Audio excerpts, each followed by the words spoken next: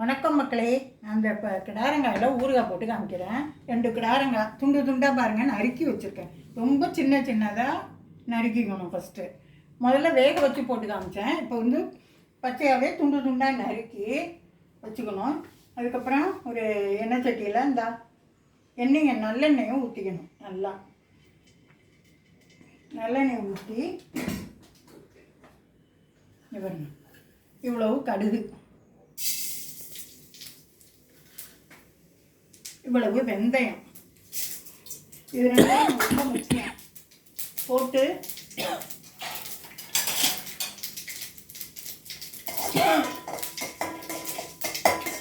நல்லா பொரியணும். அதுக்காக பொரிஞ்ச உடனே இந்த துண்டு தான் நான் இருக்குனேன் கிடாரங்காயை அதில் போடணும்.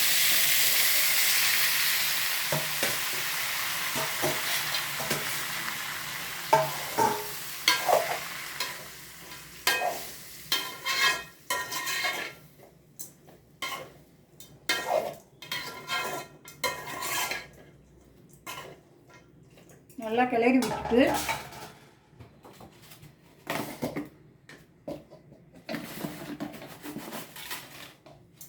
ஒரு பிடி இன்னும் கூட போடணும். 1.5 பிடி போல் உப்பு, கல் உப்பு போட்டுக்கணும்.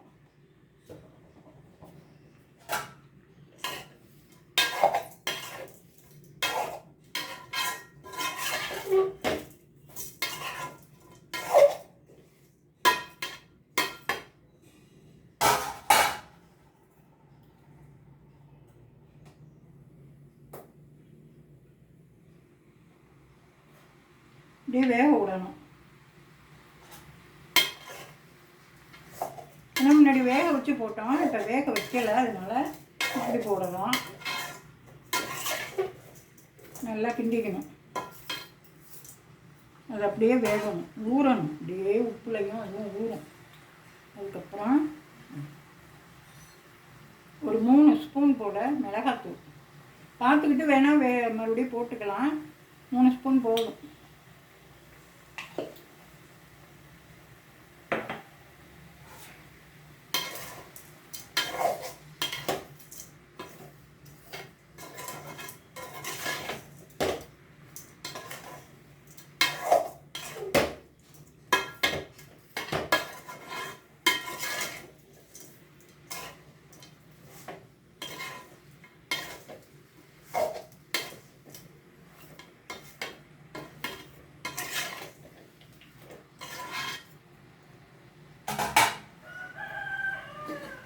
நல்லெண்ணெய் மட்டும் கொஞ்சம் தோணாக ஊற்றிக்கணும்.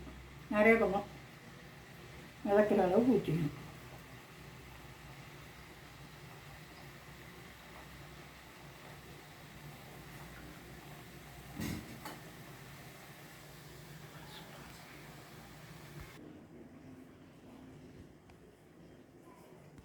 மஞ்சத்தூள் போட்டுங்க, 2 ஸ்பூன்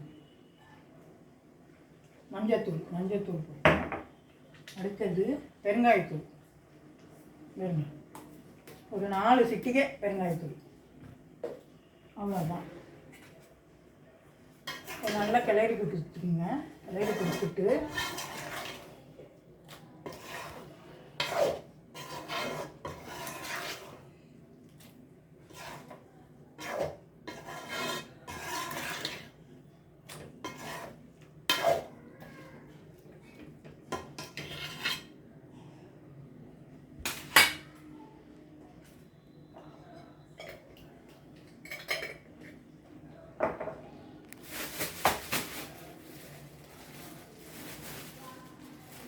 ஒரு 5 வெல்லம் பாருங்க, 5 வெல்லத்தை நுணுக்கி வச்சுருக்கேன்.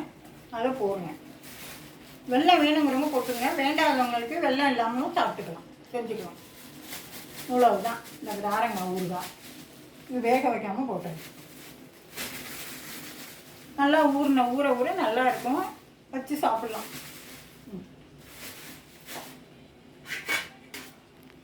இது நல்லா கிண்டி விட்டுக்கணும்.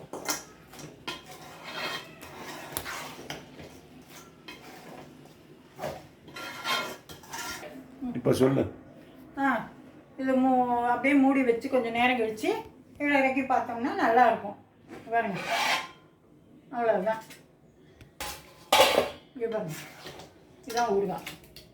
இது வந்து நல்லா கொஞ்சம் நேரம் அடுப்பில் வச்சு ஒரு 5 நிமிஷம் மூடிட வேண்டியது தான், இறக்கி வச்சிட வேண்டியது தான். இதான் கிடாரங்காய் ஊறுகாய். வேக வைக்காமலும் செய்யலாம். அதான் ஊற ஊற நல்லா இருக்கும். எடுத்து வச்சுக்கிட்டு சாப்பிட்லாம். ஊற ஊற நல்லாவும் இருக்கும். வணக்கம்.